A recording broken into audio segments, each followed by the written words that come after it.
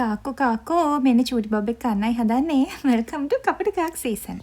අපේ චූටි පන අදත් උදේට කෑවේ බඩ ඉරිඟුල් තලයට දාලා හදාගත්තු කිරිබත් එක. දැන් මේ හදන්නේ යාගේ දවල් කෑම එක.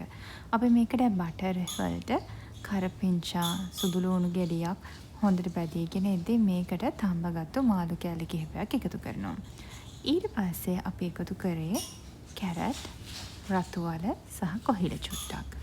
මේ ටිකත් හොඳට බැදීගෙන ඉද්දි ඊට පස්සේ ඒකට මම හොඳට බිත්තරයකුත් එකතු කරගත්තා. මේ ටික හොඳට කුක් වුණාට පස්සේ අන්තිමට ෆ්‍රෙෂ් මිල්ක් චුට්ටකුත් එකතු කරගත්තා. ෆ්‍රෙෂ් මිල්ක් එකතු කරන්න කලින් මම මේකට එකතු කරා බ්‍රොකොලි පොඩි කෑල්ලකුයි කතර මුරුංගා චූටියට හීනයට ලියාගත්තු කතර මුරුංගා කොළ ටිකකුයි. මේ ඔක්කොම එකට එකතු වෙලා ඉද්දි හරිම රසයි. ඒ වගේම සුවඳයි. මේ කෑම වේල නම් බබා හරිම සතුටින් කෑවා. මේ වැඩිපාඩු තියෙනවා නම් අනිවාර්යයෙන්ම දැනුවත් කරන්න කමෙන්ට් එකක් දාගෙන යන්න.